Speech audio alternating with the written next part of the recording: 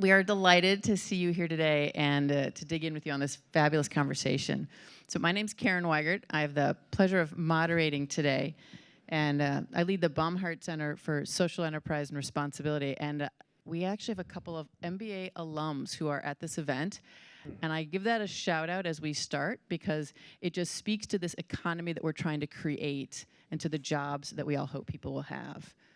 And I ground us with this. About 100 billion tons of materials enter our economy every year, and under 10% is cycled back into the economy in any way whatsoever. So there's some jobs to be created, there's some opportunity to be had, and it's not just one sector, it's not just one city, it's not just one country. There's an opportunity across our economy, and so we have this amazing group to help us dig in. So I'm gonna give you just seeds of thought, and then I wanna hear really how these seeds of thought are growing. One seed of thought is there's an opportunity to mine urban water. There is an opportunity for carbon to be a feedstock and an input. There's an opportunity to share lab equipment. And there's an opportunity to feed some hungry mushrooms, some waste. So with that, let's dig in and talk about how we are building from waste to wealth across our economy. And we've got an extraordinary group of leaders here. Joanne, you're sitting right next to me. Which one of those was you? And can you tell us a little bit about what your organization is doing in driving this solution? I am the trash-eating mushrooms. Can you hear me? I can speak up. But I'm Joanne Rodriguez. I am the founder and CEO of Mycocycle. We are decarbonizing material supply chain by upcycling waste from the industrial sector with a primary focus on the built environment. 11% of all the greenhouse gas emissions come from that sector, so we're focused on it. Hard to recycle materials and relying on the partner of nature. Our partnership with Mycelium has allowed us to create a biomanufacturing platform that now creates new replacements for petrochemicals, reducing the need to extract virgin materials. Excellent. You were feeding mushrooms last time I talked to you. I was feeding mushrooms. Very hungry. Elena, which piece of this is yours? I think you might be doing some water related. Yes, the mining wastewater and recovering valuable materials from that. I lead an organization called Current. We're a Chicago-based nonprofit organization working on behalf of the Great Lakes region. And I also lead something called Great Lakes Renew, which is a coalition of more than 80 partners across our region that is working to usher in this waste to wealth revolution. We think about this in a number of ways, but really the key things for you to know is we are flushing away valuable resources every single day in water that we erroneously term waste water. It's water that carries away nutrients, like really critical minerals like phosphorus that all life on this planet relies on, like all of our food supply. And once we're out, we're out. But when we flush phosphorus, excess phosphorus downstream, it crushes ecosystems, it crushes economies, it causes harmful algal blooms.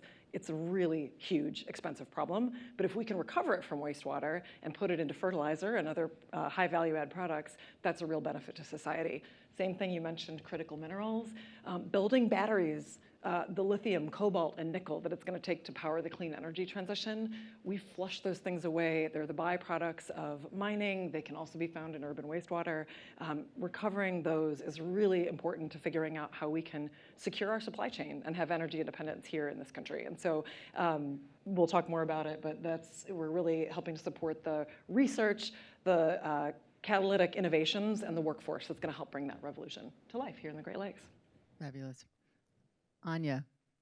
I feel like it's hard to come after like hungry mushrooms and mining water, but I'm Anya Nilsson. I lead our business development and strategic partnerships at Dioxycle, and I'm the carbon emissions in this group. And basically what Dioxycle does is we've built something called an electrolyzer, which is this technology base that is called an electrolyzer because it uses electricity. And there are three main inputs. One is carbon emissions, two is water, and three is electricity. And in a one-step process, we produce chemicals that are drop-in identical to, in many cases, the petroleum, the fossil-based alternatives. And our big byproduct is oxygen. So you can think of us a bit as a plant. And as I assume many people in the audience are not chemists, I'm not one originally either, although everyone else at Dioxycle basically is is the way these chemicals are currently produced. For example, the main chemical that we are first focused on is called ethylene. And while some of you might not have heard of ethylene, it's in the sneakers that I'm seeing in front of me. It's in your laundry detergent. It's in our furniture. It's in our textiles. It's really in everything. So we decided to focus on that because if you count end of life and process emissions, it's responsible for 1% to 2% of global emissions. And the way it's currently produced is through these massive steam crackers. And thankfully, Karen, when I first said this, I just said crackers. And she's like, people could think these are biscuits. And I was like, not quite the visual. But these massive chimneys that you might have driven across if you're not in the industry. And how that works is currently these chemicals are built by putting fossil fuel in, heating them at a high temperature to break the fossil fuel bonds into these multiple carbon-based chemicals. And what we do instead is we build up those chemicals from carbon emissions with electricity and water. So that's what we do. Awesome. Gary. I think it's obvious which one I am. And also, I love their business. So I was a science lab, sharing equipment. So I run a company called Repley here in Chicago, which helps organizations, including universities and laboratories, share lab equipment from one lab that doesn't need them to the other. The business is now much broader, and so it's really about just reuse of everything and thinking of recycling as the last best thing that we can do. Depending on what data you look at, somewhere between Ellen MacArthur in 2020 and the Federal Reserve a couple of years ago, there's about $600 billion plus of underutilized assets in just corporate America. I don't know if people have done that math on universities and cities, but if you think about $600 billion, that's equivalent to about 44 of the 50 states' total GDP. So there's literally an economy of stuff in storage places just sitting that we're not using. Meanwhile, we keep buying new things. And so what Repley is trying to do at large scale, whether you're a university, whether you're a city, or whether you're a corporation, is help you reuse the stuff you already bought. And then when you're done with it, help someone else reuse it. And so we're just trying to do that at massive scale. So amazing panelists as we're going to dig in. We have about a half an hour or so where we'll have a conversation up here, and then we want to open it up so that everybody in this room can have a chance to ask questions of this group as well. So you can already start thinking about your questions, but you've got a little bit. We'll dig in a little bit more. So one tech thing, that confidence monitor clock didn't start. So just Still FYI. says 60. So we we can can fill it. hour. We can According fill to it. us, we still have an hour. See, now they took away 8 minutes. Now we're down to 52. But thank you. We can pack it in. This broader question and these broader opportunities, we're really talking about the circular economy. And as we know, our linear economy is take, make, waste, throw it out. And this idea that we could actually have an economy that works for everyone and for the planet. You're all playing different pieces in it. And so I'd love to just get that perspective of what does it take for your piece to really scale? How do you really grow the piece that you have? And Gary, I'm looking at you first. Oh gosh, all these women that you asked me first. I'm like, let me toss it back to Joanne on that's right. What does it take for us to scale? Well, I don't think what it takes for Repley's business to scale is any different actually than all three organizations. I think first we have to think differently. There's a kind of like a behavioral mindset, whether you're a business consumer, whether you're a consumer at home. It's like, am I gonna go just order off of Amazon, or can I do something different? So I think there's a mindset change that we've tried to do as a tiny little startup, but I think everyone needs to kind of do their part. But I think for us uniquely, we just need more opportunity. There are recycling budgets in every single city, every single county. Most companies have a recycling budget. Every university has a recycling budget. Why don't you have a reuse budget? And if I told you that if you just took the money that you were going to recycle, non-solid waste, and put some of that to just spending less, wouldn't that be a better, efficient investment? And so I think for us, it's really just getting the right opportunity to prove the business case, not just the embodied carbon and waste to landfill metrics, but like it's actually business positive to reuse the things you've already bought, as opposed to just recycling them or throwing them out. And so honestly, I think there's nothing short of just more opportunity, more people to say yes, more people to take meetings. But I think it overarches itself with people being open to a different way of doing things, both at home and at work. And And Gary, I'd love it if you just give a specific example. Like, what's an example of someone using the Reaply platform, and, Yeah. and what did that cause? Yeah, so we had been going to several conferences that were in the entertainment space. So we've not really worked with any kind of shows, movies, sets, but we know there's a lot of stuff that's bought when those productions are happening. So we've been going to a conference for a couple of years, and a kind of intrepid sustainability manager at HBO went to one of our booths a year later, called us in to help them essentially shut down a show that had been shooting in Charleston, South Carolina for 6 years.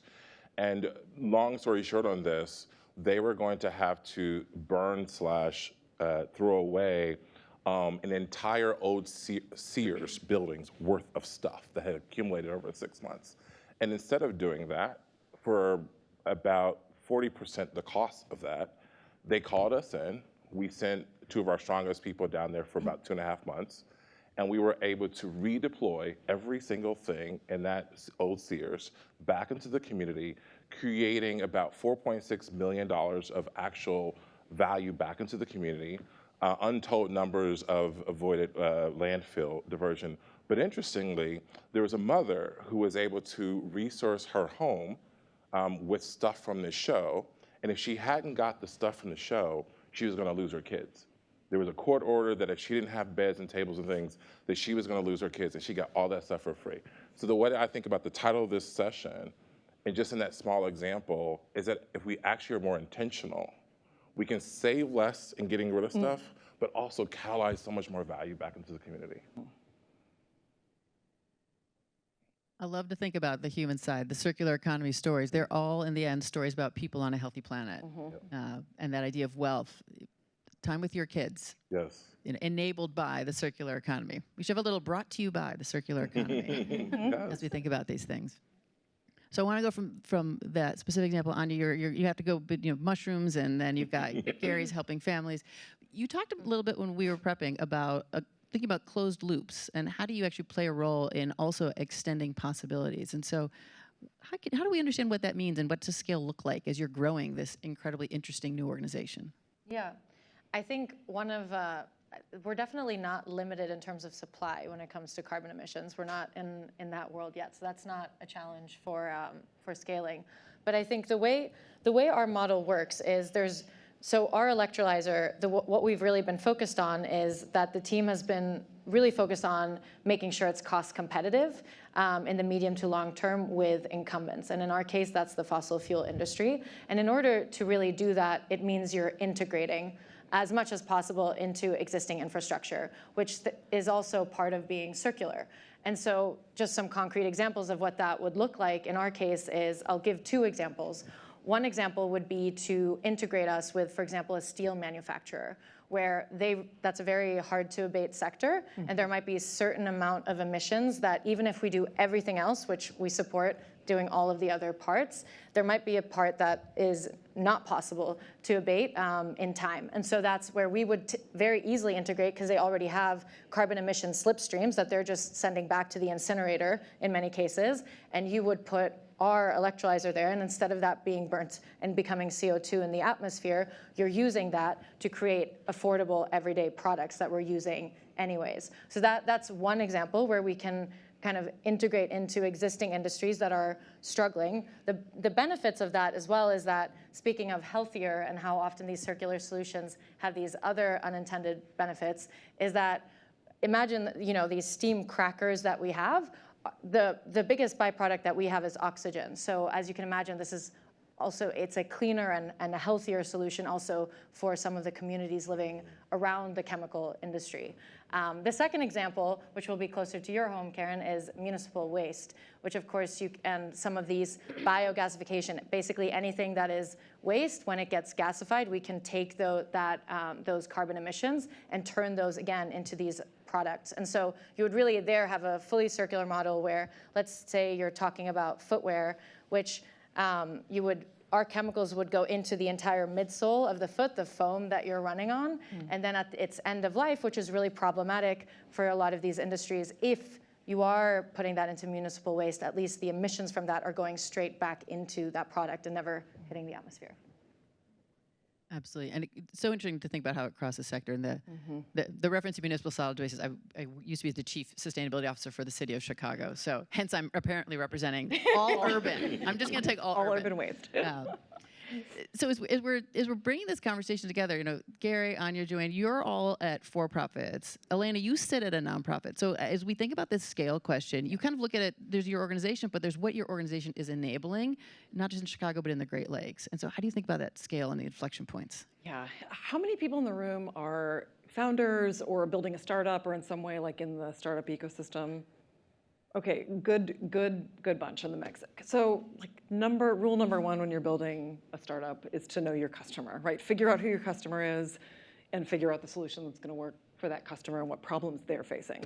So when I've been at Current about 6 years, and when I came to the organization, I'm not the founder, but I was thinking about how do we scale this up? We have this massive opportunity, but nobody's talking about the opportunity we have to build an economy that centers water, the assets we have in water.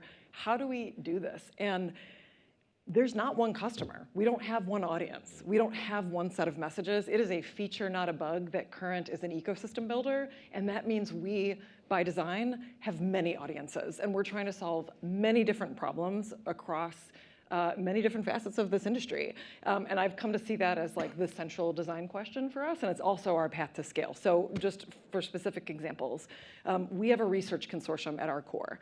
We are a still small and growing nonprofit organization that finds ways to add value to R1 universities, national laboratories, and we do that by being the place that all of their water experts can go across their engineering schools, their policy schools, all the different dimensions of what it takes to build solutions to water. We set a convening platform to bring them together. We are supporting research and development projects that are going to advance these breakthrough technologies, but it's because we're doing things that the universities and labs themselves can't and won't because it's not their mission, right? We're doing something that's over and above. We're helping to create a broader marketplace for these technologies. We're helping to address some of the fragmented policy and governance challenges in this environment. And we're really trying to sort of build the movement that believes that circularity in the blue economy is going to be value add for society as a whole. But it means that our expertise and our path to scale is having expert translators on staff, people that really understand that speaking to a founder and a startup is different than speaking to a utility, a municipal utility that has different risk calculus around how they think about innovation, right? A very different way of thinking about how they bring in and test new technologies. It's very different than if you're working with a large Fortune 500 company. And so that's what we've needed to build to go to scale, is that expert ability to translate across, identify problems across sectors, and find the common ground where this kind of waste to wealth vision is going to resonate, and then helping to identify resources that are going to help all of these different sector partners in our ecosystem go faster and farther together. So that's been our path. So Joanne, rumor has it that you're even growing the space that you need. The mushrooms have outgrown. Can you talk to us a little bit about what is helping drive this? It's like The Last of Us, a little bit. It's exploding out of Yeah, we are putting in a bid on a 60,000 square foot facility. We're inching in closer on that. That always has its complex issues when you're a startup and your recurring revenue isn't where they want to see it, but we have that. We're expanding down into Georgia to be closer to the customer market space where we can integrate as a solution provider. But what's really driving that is having some manufacturers, one, who have an overarching need on waste that they cannot get rid of, period. End of story. Or there is an extended producer responsibility, EPR, mandate that is going to impact them, not incrementally, like their business period. California being one of those around carpet and commercial flooring. And if you don't start to incorporate flooring to flooring solution, you won't be selling in the 4th largest economy in the world. So that's one side. We sit in the middle of the Venn diagram then to upcycle these materials, detoxify them. The other side, though, is what we really, really need to scale, which are the material producers. Have material manufacturers think a little bit differently about their supply chains and where their chemicals come from. And instead of going to the tar sands and getting bitumens and other petroleum derivatives, or creating new raw materials to make polyethylene or polypropylene or high-density polyethylene, we are replacing those with our upcycled materials. And so one specific example of this is in industrial symbiosis. So it's within Tarkett, which is a very large international flooring manufacturer, headquartered out of France. We work with their North American arm on their waste stream. They have a commercial take-back program, and they send those materials to us. We process them, and those are now going into a new ingredient that's beating incumbent ingredients, by the way. We're outperforming and we're cost competitive today into a commercial infill product to one of their wholly owned subsidiaries, Filter, for Tarkett Sports. So we'll have a first of a kind product upcycled from carpet and mycelium, which is the root structure of mushrooms, into an athletic playing field in August in South Carolina. Carpet, like carpet, like carpet. Yeah. So our fungi really like carpet. They process it. If you think about like even post-consumer, like how many feet have just walked on it, like what kind of stuff's coming in on it. It's kind of disgusting if you think about it. But mushrooms like it dirty. So like, who knew? So it's going into a new form of infill material that's actually got a cooler surface temperature. The emissivity of it is safer for the athletes. It'll allow this manufacturer to present a first-of-a-kind carbon-neutral playing field, which will be rather significant. So what we need to continue to scale and kind of get to those 3- and 4-year goals of being a $100 million company in the next 3.5 to 4 years is material manufacturers who will take the mantle and try some new things and trust but verify. We do all third-party validation testing, and we rely on the manufacturers a lot for that as well. Can I add one quick thing on scale? You may. I just feel like it's important to say this in the context of the big federal conversations about budget right now. I would be remiss if I didn't mention that like one of Current's biggest paths to scale was being able to successfully pursue and land a very large National Science Foundation grant that was, basically put it open to the whole country. What are your moonshots? What do you want to do over like a decade with $160 million? And so we made the bid that the Great Lakes should focus on circularity in water, won this award. But what it's really brought home for me, there's not other money that can come in and replace some of the early stage R&D that like, we've got all these great ideas and companies are trying to grow. Hard tech takes that early upfront risk capital investment. And I just think we need to kind of really think hard about how the US in particular is gonna continue to fund the pipeline of solutions that all of us are gonna wanna scale over the next decade, and just put in a call that that's a really important source of the kind of dry powder for all these ideas. Yeah. Can I add something too, Karen? Sure. On this? Just because I agree with Joanne that material manufacturers are really key to scaling, but so are the next step, like the people who are buying the material from these material manufacturers. Because, so for example, the way that DioxCycle has always approached commercialization is that we speak to people who are very downstream, so the people that are, snacks or footwear or cosmetics. We have a lot of traction in cosmetics because we're drop-in, for example, we're able to hit certain performance criteria that they've struggled with other sustainable materials. And it's super important that we're speaking to those people in addition to the chemical manufacturers that you might know, because they are the ones that are creating the market and that desire, if we're now not talking about public policy regulation or that funding, but by them saying we're interested and by really signing off-take agreements, like we want X kilotons of this material, that creates that market and also lowers the cost of capital for scaling significantly. So I would say they're another really important actor in terms of scaling and showing that demand, even if some of this material that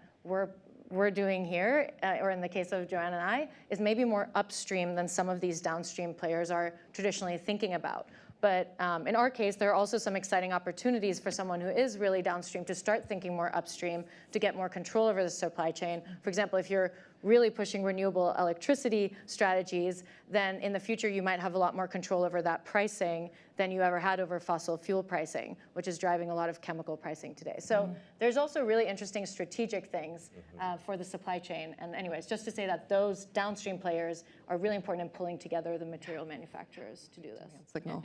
It's one of the things that's just super interesting about the conversation that this group can have is you're all across supply chains and you're at different stages in the end product that we as a consumer might touch or experience. I mean, I can tap on some carpet right here, and I'm trying to imagine some sautéed mushrooms, but I'm not thinking that they're eating that. It's some other thing. But the idea that Cleaning demand is yes, skyrocket. people are going to be spilling their mushrooms, wondering if they're going to eat them now. But this idea that the product that is an input that is in a varnish or is an input that's in healthcare products comes from a different source that somehow is in a circular economy just opens up the possibilities in whatever organization people sit in. What do you buy? What do you use? How can this economy be a part of that picture? And so I want to jump in, Elena, you touched a little bit of the question, and everybody is in the same year of 2025, and a lot is happening. There are lots of both challenges and opportunities, and I would just love to get your perspectives on how you're managing this moment. And I see optimism in terms of customers asking, and I see questions in terms of different funding sources. But Gary, how are you managing this moment? Well, I take a deep breath every morning, and I drink some great water every morning. No, you, I like think Michigan. I spend a large part of my day, whether they're customers or not, just talking to sustainability professionals. And I can say Reaply has been alive. I've been the CEO 10 years. The company's been launched in 8.5 years. I've never heard such apathy and such kind of woes about as I've heard, whether that's their own job security, their team security, they're not meeting their current goals or resetting goals or not setting goals anymore. We're still fuddling around of like how to count carbon. And then you have, finding the right words, the new administration's priorities on top of that. And so I think where I'm finding some solace is to kind of get back to, if we're talking about circular economy, the economy part, if I have to like leave off the circular part a little bit. And so, as I said in my opening, if a business, if a city, if you at home are doing things that are more circular, you're gonna be doing them more efficiently. You're gonna be doing them more cheaply. And in a world where we've seen the exercise that global supply chains can shut down, given a bug that we all are vulnerable to, you can do so more resiliently, right? If your supply chains are more local and redundant, you have more resiliency. And so what we've been trying to do at Reaply is lean into efficiency, lean into cost savings and financial savings, lean into resilience and redundancy, because I believe in those things. They're not like a new message. We just are emphasizing them more and kind of coming away from the message of landfill diversion and sustainability and circularity. But I think it's real to think about, my employees, people, our customers, our users. There's a lot of stress and tiredness and apathy in there, and I feel it too. It's been a 10-year journey, bumps all along the way. And so I think it just gets back to like our why, like why are we here? And for me, I come from working on Parkinson's disease for 13 years. Like I am not a 30-year sustainability professional. I got into this because I saw the waste in labs. And so for me, my why is I want to solve that problem.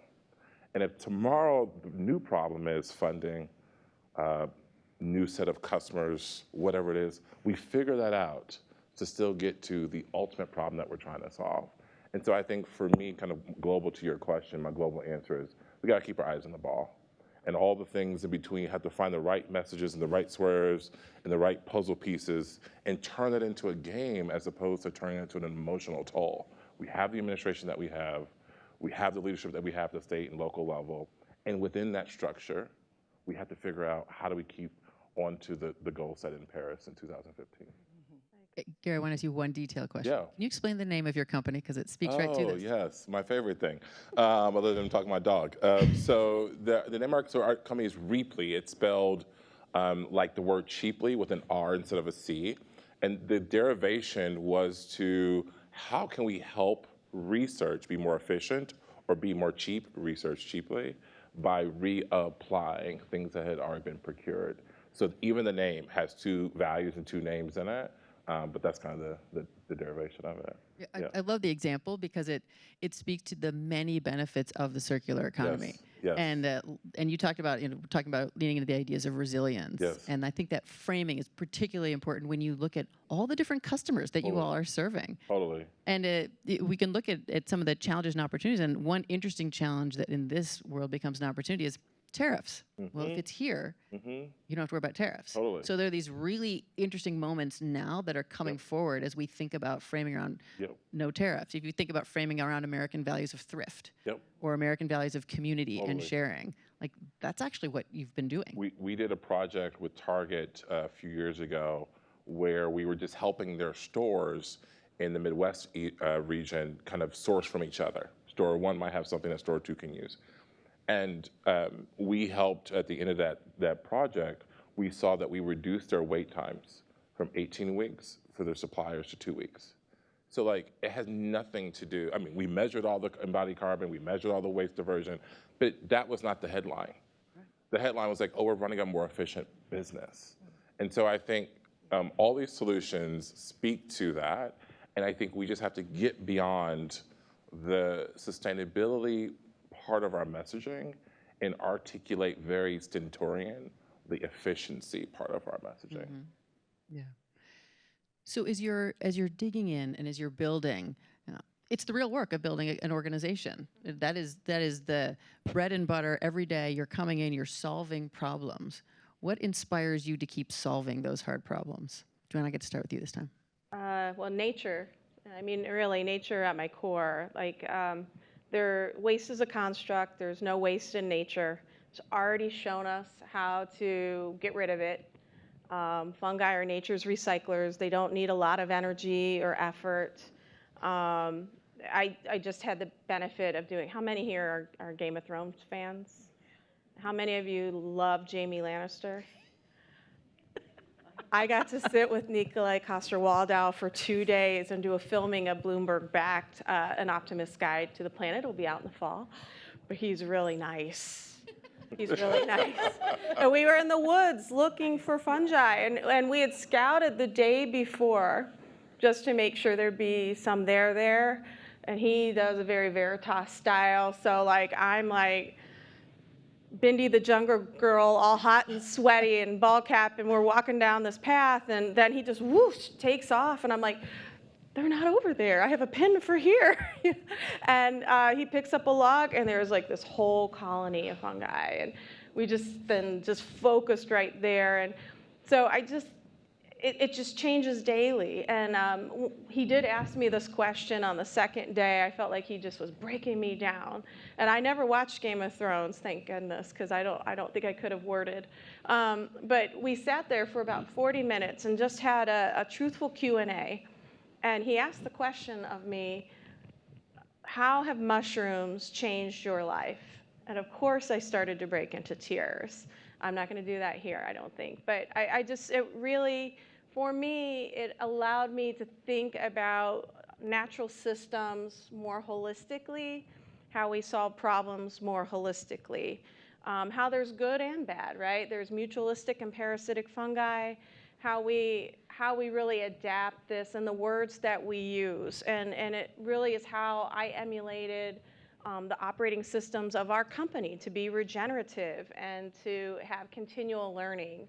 And I feel that to my core, that really is what has inspired me. I spent 30 years in the construction products and building manufacturing industry. I knew the issue.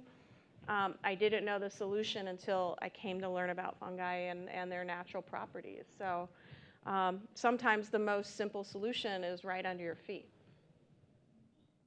Literally. Literally under your feet, for miles and miles under your feet. And it's an unsung hero. And I think we have to pay attention to what nature's already showing us, right? We need to help Mother Nature out. We've done the damage. Now we need to figure out how to industrialize the solution sets that get us to having a planet so we don't have to figure out how to send fungi to Mars to build habitats. I want to live here, you know?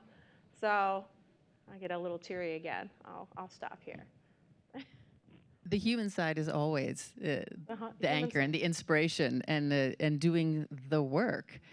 And when Joanne, when you and I were talking before, you told me that you had this 30-year career in construction. You knew all about the construction space, and then I think you said you took a permaculture class.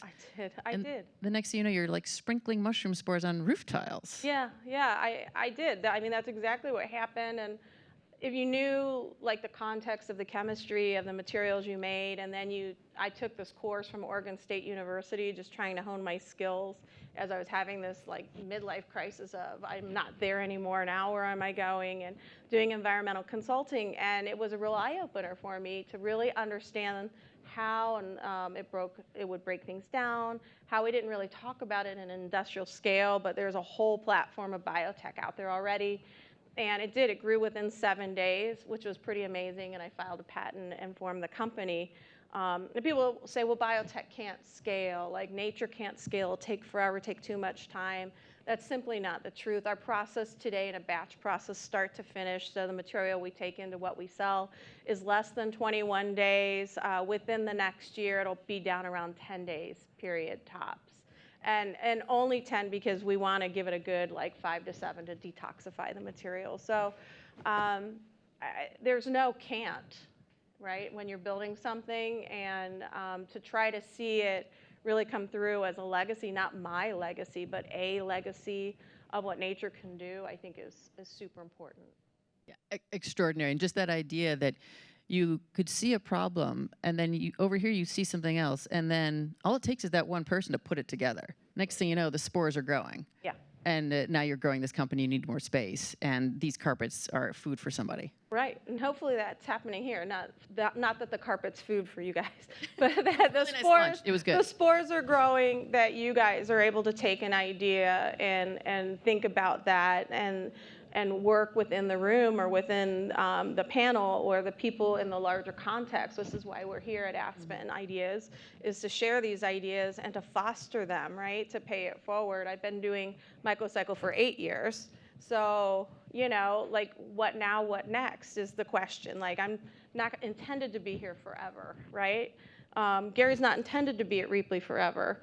We're all gonna have this change, right, yeah.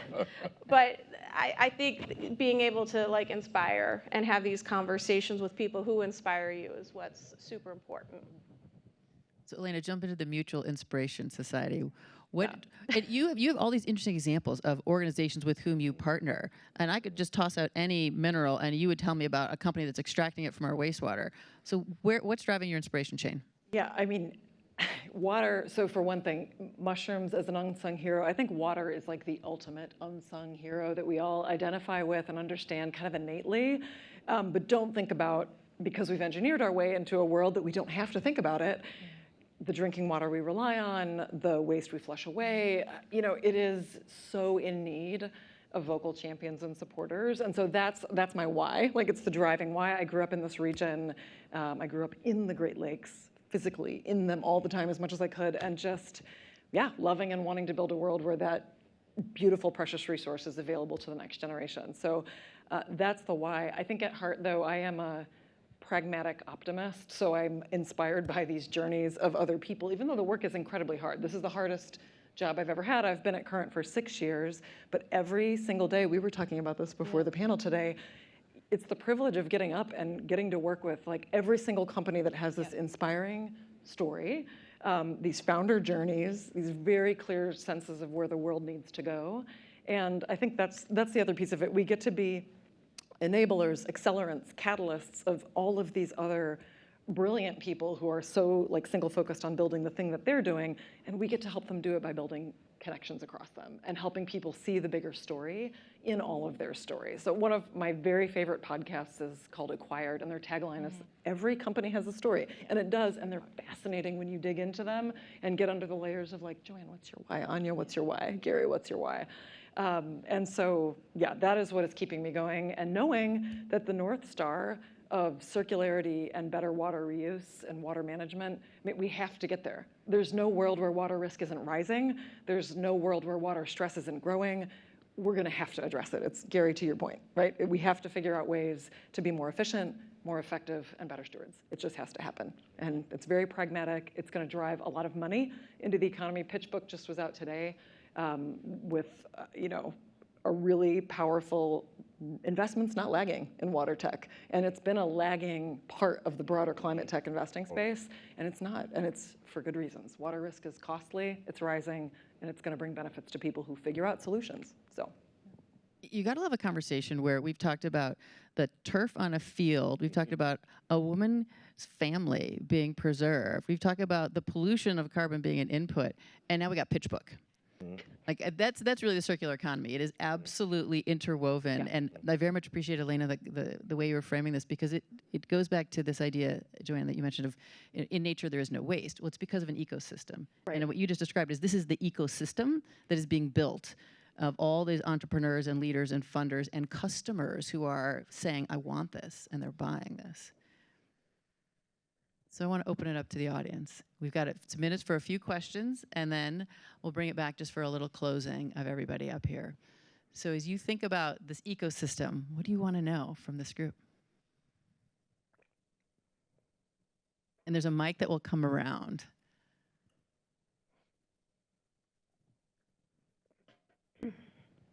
Hi, my name is Emily. Thank you all for this conversation. Super jazzed about everything you all are doing. I'm fumbling around with this idea, so forgive me for for fumbling on this question. All of these are obviously necessary and part of this ecosystem that you're talking about. But there's also, on the other side of that, still this consumer culture, right? And so how are you all thinking about that in terms of, part of it is that we're wasting because we are producing and consuming so much. And so kind of either storytelling around that, or how you all are thinking about, obviously, your solution to part of that, but how do we actually get to the next stage or step that's not so much about like we have to have things and make things.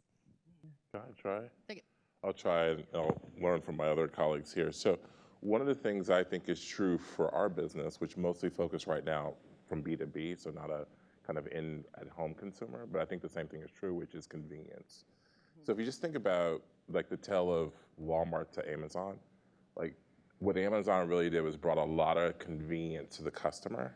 And so I think that if a customer had really interesting, good, broad-based, sustainable options to purchase, whether they were in business or whether they were at home, in line with their current purchasing strategy, whether that's using a credit card or in business it gets a little bit more complicated, they would purchase those things, especially if they were as conveniently to get them, if they met their standards, if they passed different tests and certifications.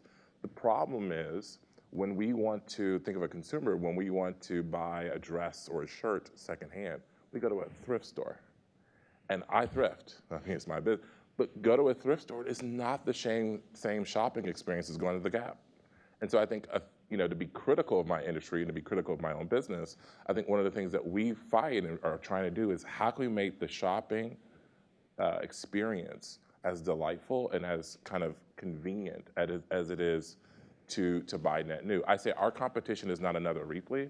Our competition is the Amazon and the garbage. It's really easy to throw something away, and it's really easy to buy something new.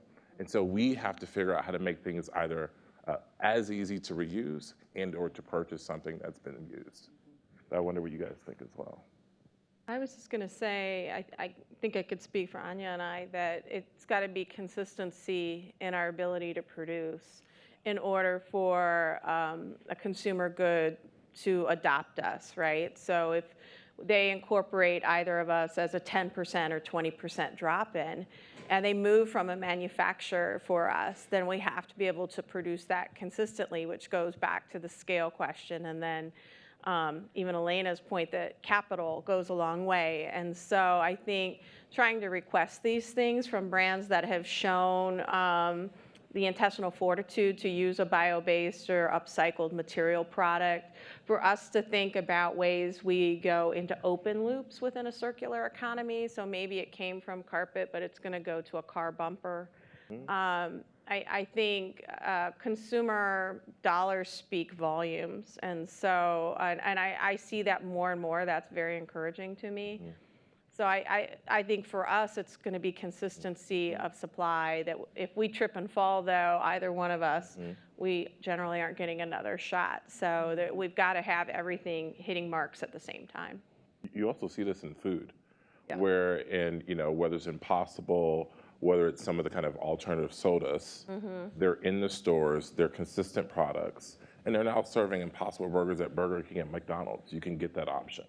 And so when it is consistent and when it's convenient and point of sale, consumers have a choice to make. And right now, I feel like the choice is heavily weighted to the non-sustainable option. Oh, go ahead. Go ahead. One thing I'll say is those are the more important points. One just very human observation is also just like the circularity of people and where people work and where they've worked before. So I'm currently working with 2 cosmetics companies on kind of the first real product, like co-development stage. And it's really interesting. There's no difference in how these 2 companies should be working together with me based on any external factor, based on anything you would read in a textbook, or like what needs to happen, consistency of supply, all of that is in place. The difference is that one of them has worked at a startup before, and the other one has only ever worked at a Fortune 500 company. And it's not that there's a difference in will in terms of making this happen. I love working with both of them, but there is a language for someone who has been in a situation where it's like understanding what is needed to scale and understanding how to bring all those players together. That just means that they know the process, and that gives them more confidence to do it. So I guess one thing is just as well, once you've done it once, it's a lot less scary to do it again. And I think it's also part of my job is educating people who want to do this stuff. It's honestly very human to just explain, this is why we need to do this step. It's not because I'm trying to be difficult or make life difficult for you. This makes it cheaper for both of us, or this makes us scale faster together. But if you don't have that knowledge, it slows the process down as well. So that's not, I would say, probably the biggest enabler, but it's just a very human thing that I've encountered in different companies that makes things move a lot faster or not. And it's the same money, it's the same everything, and that's the difference. Yeah. Absolutely speaks to the roles of the individual. Yeah. Can I just add a quick one on Jump. water, just to throw this out? So drinking water, the way that we buy single-use plastic full of water, or who has a cabinet at home full of like 700 plastic or aluminum bottles that you could use to refill Every it? investor gives them. One of the biggest things we could do to reduce consumer waste is restore public trust in drinking water systems, like the public drinking water. And it's not that we don't have it. Like, we're sitting in Chicago, we have great treated Lake Michigan drinking water. The lack of trust in that drinking water because of failures of infrastructure, really important stories about contamination of lead and PFAS and other chemicals. It's problematic because it's causing people to have to go out, or think they have to go out and buy bottled drinking water to meet their family's needs, which is expensive, it's unaffordable, and it's wasteful. And so there's a whole really interesting conversation about building public trust in drinking water systems, making sure the public understands that investing in that infrastructure is critical, and it's going to be cheaper long-term and better, healthier water. And that's a major opportunity for us. Yeah. Question in the back. Mike's coming your way. And as we pause, it's fun to think about the different elements of the broader circular economy and the ways that we extend the life and use of assets in things that are now part of our daily lives. Absolutely. Uber and Lyft. Early car sharing companies were created to prevent people from having to buy new cars. These are not niche products. It's part of daily life in major cities. Take it away, your question. Hi, thank you for this. This was really fascinating. Speaking on the education and informing like the public of these options, do any of your companies or organizations have a focus on education or work with any organizations that educate the public? Because I feel like if the public was more aware of these processes, like I would be like all so excited. And I feel like that maybe, I don't know, I was just wondering if you fund any education or are looking like for organizations to educate the public, because I feel like educating the public or the consumers is half the battle, or is that like a long-term goal that once you're making a lot of profit and such are able to do? It's kind of that. Like, I mean, the E in the CEO is education. It's not executive. So, but the early education is of investors, it is of employees, it is of customers, right? And as much as I want that to be a central focus, I'm the marketing. It's grassroots. So it's just trying to get in front of everybody as much as possible and say yes. I know for you, education is a huge part, though. You're working with the universities and. Yeah, and STEM education. It's so important. We think a lot about science communications, kind of like the umbrella term I think of that's really important in this moment, just helping demystify these incredible technologies and solutions and just helping people understand cheaper, better, right? Better for planet, better for me, better for my family, better for my health, and really trying to simplify. We work with experts, deeply complex terrain, material science, chemical and electrical engineering, all of these different, just really niche industries. But at the core of it, everybody's trying to solve for healthier people, healthier communities, healthier planet. Bottom line of companies, right? More profits, more profitability. Like companies that are going to exit, sell their solution, scale it way up, like whatever we're going to do. And I think trying to make that accessible to people and really reach down into the next generation that's coming up that wants to understand how to build a livelihood around this is also really important. So we do a lot of work with STEM education and workforce development in that terrain. Can I say something controversial? Yeah. This is a safe space. Ooh, Gary's getting controversial. These three ladies are extremely, extremely busy building organizations. And I think what's really not so great is to have to educate. That's my controversial take. I don't think it's controversial. It shouldn't be controversial to say, if every chair in this room was no longer needed by this organization, that we wouldn't put it in the back. That's a dumb solution. Why would we ever do it? Why do I spend time educating? And yet, I've done a TED Talk, and yet 5 business schools a year, I go in for free, and I go and educate their MBA, their supply chain professionals about circularity. I don't get paid for that. It doesn't show up in my returns, it doesn't show up in my board meeting. So like the amount of education that folks like this have to do take away from building the solution that we're talking about, which I would argue all these solutions are fragile little birds. And one perturbation in the market, two bad quarters, gone. And so I think for me, one of the things I struggle with is how much time do I spend educating? How much time do I spend writing? And not trying to close a customer, not trying to think about product. And so I think there's a little bit of dance there that I just wanted to like bring y'all into that I struggle with personally. I really appreciate that. Yeah, I was going to say, but I might be the outlier here. I think you're making the case for why our organization exists. Because our job is to say, yeah, Gary, like less of that, we'll go tell that, like let's amplify that story. Let's figure out how to make a bigger tent, because it's all the companies, and it could be small startups, it can be big companies too, who are like, no, this is our mission. It's also more powerful when you're a group, because I think the consumer is also very wary and become much more media trained. Because one path, for example, I fully agree with what Gary is saying, is, well, why should I, if you met all the other dioxyclers, as we call ourselves, like marketing is not our strength. Like chemistry is our strength, and the deeper you go into the lab, the more so. When I'm like, oh, tell them what you're excited about, it's like very deep on membrane technology. I'm like, well, not sure this is really what they're gonna be remembering. That's okay.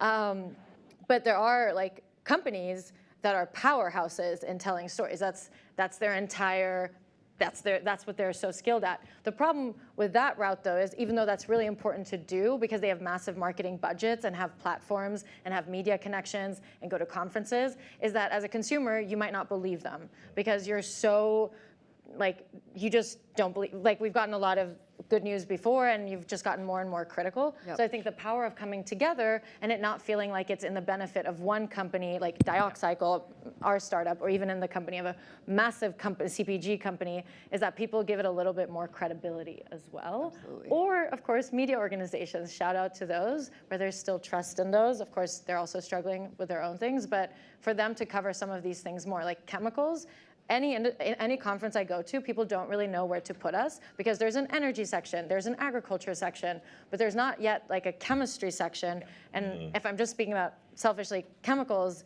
I still think there's a long way to go to educate the public, even because it feels so far removed from the final product sometimes, like how important it is. It's in everything we touch, it's in everything you use, and how interesting that sector is, and also how many carbon emissions that sector has, and all the solutions there. So anyways, I think all of the above. Oh, completely. Yeah, we're going to be at the American Chemical Society conference next month, which like if you would have told me 6 years ago, like you're going to be talking about membranes and the importance of membranes and chemical engineering to bringing this whole clean water revolution forward, I would have been like, what? Membranes? Yeah. I'm all about membranes. Little did we know we could have a subtopic on membranes. That's right. All right, we've got time for one more question. You got it. The mic is visiting up in the So is second this a good time to say insane in the membrane? I'm just, Is there ever a bad time? So good. I mean, I think that's a hashtag. That's right. Hi. Hi. Hello. Hi. Hello. Yeah. Perfect. Thank you all. I was curious with the new wave of B Corps and conscious capitalism, like that's becoming so much more in our faces as consumers, and people are proud, and even founders and CEOs are becoming more upfront about their why. Do you think that the shift has happened, and maybe your why is all like we're in the sustainability world? Is that an advantage to you, or still a disadvantage compared to like XYZ evil corporation that's just for profit? Are they still at the advantage because money is at the forefront, or do you see the shift happening, that the why and the founders who are putting these good notions ahead? Well, I can be controversial now. Yeah, be controversial. No, I think big money talks. If you have the money, you win. Like I am pre-Series A, female founder. It's probably going to take a dude to get it to where it needs to go, right? And that's just a reality. Women don't get funded at the same extent. This current administration, we've just seen the pushback on all of this, like even on the messaging, and my clients like at Dow or Eastman, the big they've changed tack just out of survival. Like I don't blame them, but I think everybody's on quicksand right now, and I think it's always going to come down to cost of goods and performance. And if I don't have a good cost and good performing material, it doesn't matter how beneficial it is to you and I, human and environmental health, or planetary health, big P, doesn't matter. Because there's no viable alternatives as of today to replace these things en masse. And to make the incremental step change doesn't always make sense for them if they can buy it pennies on the pound. So. Can I just add, I want to join her in the pool of controversy. I think there's a lot of, we're not a B Corp. I've invested in a few. Here's my thinking about it as a for-profit startup. I think it's a bad decision.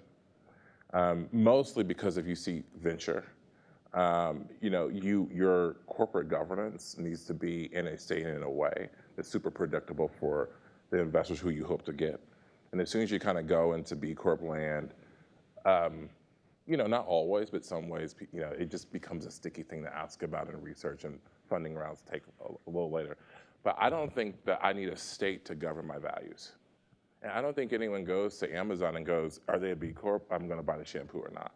So really the thing is like, can we live out our values and not have it be a label that's attached to something that a state is overseeing, versus saying, no, we put our stats on our platform. We are responsible for XYZ. We have this amount of women and diversity in our company. We don't have to report that. We put that on our website.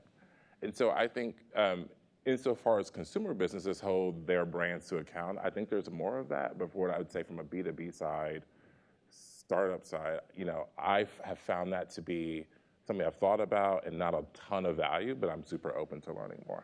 To add, and this might be optimistic or pessimistic, what I'm about to say, is that I've spoken to B Corps and non-B Corps, and the people, actually, I didn't think I was optimistic until I had lunch, and I realized I was speaking to people who were super pessimistic, and I think the reason I'm more optimistic, and I'm also like Scandinavian, like I'm not like born to be optimistic. I feel like it's dark, it's not natural to me at all, and I've had to learn it moving to the US.